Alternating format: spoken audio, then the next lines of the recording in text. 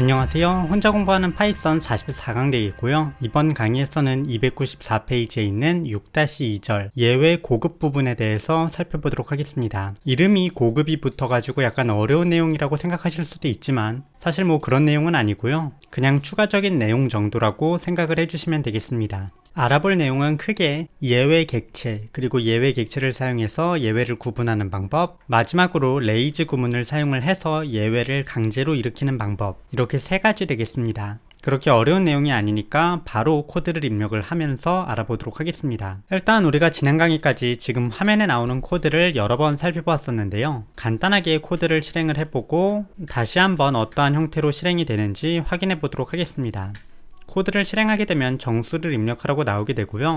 정수를 입력을 하면 정상적으로 프로그램이 실행이 됩니다. 만약에 정수가 아닌 것을 입력을 하게 되면 지금 화면과 같이 오류가 발생하는 모습을 볼 수 있습니다. 그럼 일단 예외 객체부터 살펴보도록 하겠습니다. 예외 객체를 사용을 할 때는 except 뒤에다가 예외의 종류를 넣게 되고요.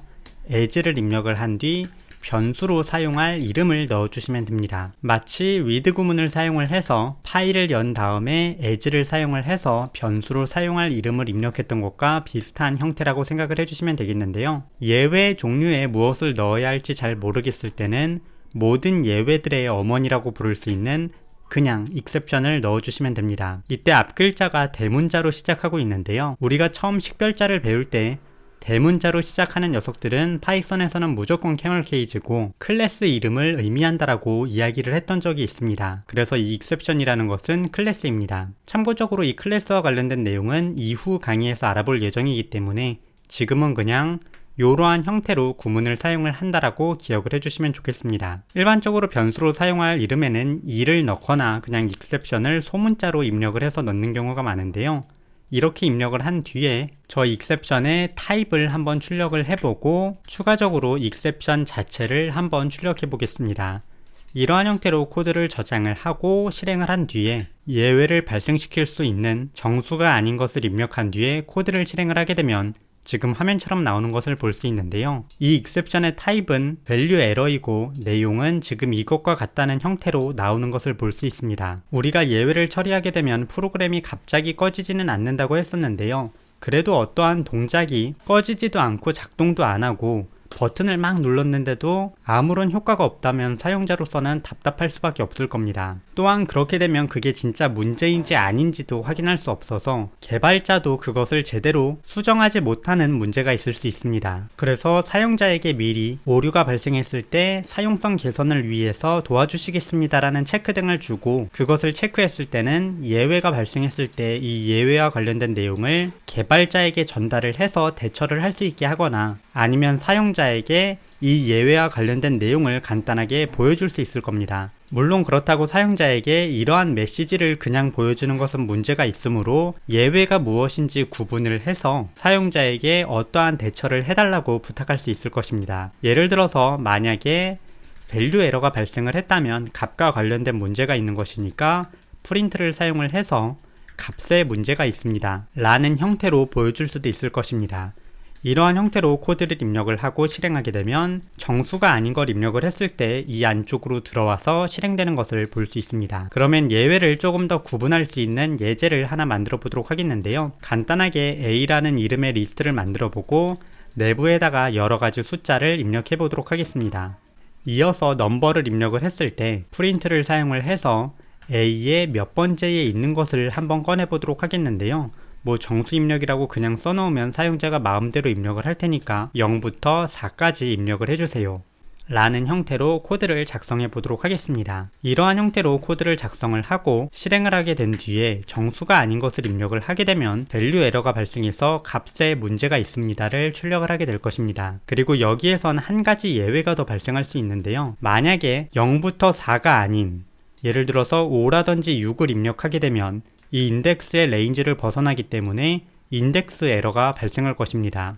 한번 인덱스 에러가 실제로 발생하는지 프린트를 사용을 해서 저희 exception의 타입을 출력해 보도록 하겠습니다. 이러한 형태로 코드를 작성을 하고 실행한 뒤 5를 한번 입력을 해 보도록 하겠는데요. 5를 입력을 하게 되면 클래스 인덱스 에러가 발생하는 것을 볼 수 있습니다. 따라서 이러한 경우에는 또 elif를 사용을 해서 exception의 타입이 인덱스 에러일 경우에는 프린트를 사용을 해서 0부터 4까지를 입력을 해주세요 라고 메시지를 전해줄 수 있을 것입니다. 이러한 형태로 예외를 구분하는 코드는 굉장히 많이 사용이 되기 때문에 파이썬 개발자들은 이 들여쓰기를 한 번 더 넣지 않고 이 예외를 구분할 수 있는 방법을 제공을 해줍니다. 바로 except 구문을 여러 개 사용하는 것인데요. 마찬가지로 value error as exception이라는 이 코드를 한 번 더 사용을 하고 index error as exception이라는 코드를 앞쪽에 한 번씩 더 사용을 해서 넣어주게 되면 위쪽부터 차례대로 검사를 하게 되면서 if, else, else 같은 효과를 작용을 하게 됩니다. 이 마지막에 exception이라는 녀석은 모든 예외의 부모이기 때문에 여기서는 무조건 걸리기 때문에 마지막에는 이것을 필수적으로 사용하는 경우가 많습니다. 그래서 이렇게 예외를 구분을 했을 때 각각의 경우에서 값에 문제가 있습니다. 이어서 인덱스 에러가 발생했을 때는 0부터 4까지 입력해 주세요. 그리고 마지막까지 만약에 쭉 왔다면 알 수 없는 예외가 발생했습니다 라는 형태로 글을 출력을 할 수 있을 겁니다. 이러한 알 수 없는 예외까지 발생을 했다면 이것은 프로그램의 실행에 어떠한 문제가 있을 수 있고 다른 사용자들도 겪고 있는 문제일 수 있기 때문에 개발자에게 메일을 보낸다든지 라는 형태로 대응을 추가적으로 할 수 있을 것입니다. 그래서 이러한 형태로 except 뿅뿅 as 식별자 이름을 넣어주게 되면 예외를 구분을 해서 실행할 수 있게 됩니다. 간단하게 코드를 저장을 하고 실행해 보도록 하겠는데요. 정수를 입력을 해서 예를 들어서 변환할 수 없는 걸 입력을 하면 값에 문제가 있습니다를 출력을 하게 되고요. 10과 같은 형태로 인덱스의 범위를 넘는 녀석을 입력을 하게 되면 인덱스 에러로 돌아오게 됩니다. 그래서 이러한 형태로 예외를 여러 개 구분을 해서 사용할 수 있다라고도 기억을 꼭 해주시면 되겠습니다. 또한 마지막에는 일반적으로 모든 예외의 부모라고 할 수 있는 exception 클래스를 넣어주는 경우가 많다 라고도 기억을 해주시면 좋겠습니다. 마지막으로 레이즈 키워드에 대해서 알아보도록 할 텐데요. 레이즈 뒤에다가 예외 객체를 넣어주시게 되면 예외가 강제적으로 발생하게 됩니다. 뭘 넣어야 할지 잘 모르겠다 싶을 때는 exception을 넣어주시면 되겠고요. exception 뒤에다가 그냥 간단하게 안녕하세요 라는 글자를 넣어주게 되면 코드를 저장하고 실행했을 때 지금 화면처럼 exception 안녕하세요 라는 것이 발생하는 것을 볼 수 있습니다. 이걸 사용하는 방법은 대충 알 것 같은데 이걸 대체 언제 사용하냐는 궁금하실 수 있을 거라고 생각을 합니다. 예외를 강제로 발생시킨다는 것은 어떠한 문제가 있어서 프로그램을 긴급하게 종료해야 될 때입니다. 이 레이즈라는 키워드 자체는 일반적인 개발을 할 때는 거의 쓰실 일이 없을 거고요. 개발자들을 위한 라이브러리를 개발을 할 때 많이 사용을 하게 됩니다. 개발자가 어떠한 실수를 했을 때 강제로 프로그램이 종료되게 해서 여기에서 너가 문제가 있어서 더 실행하면 안 될 것 같으니까 여기에서 그냥 프로그램을 종료해 버릴게 라는 느낌으로 사용을 하는 것이라고 생각을 해주시면 좋겠습니다. 그럼 지난번에 살펴보았던 GitHub이라는 곳에서 TensorFlow라는 프레임워크를 한번 살펴보도록 할 텐데요. 이 텐서플로우를 들어주시게 되면 내부에 코드가 나오게 됩니다.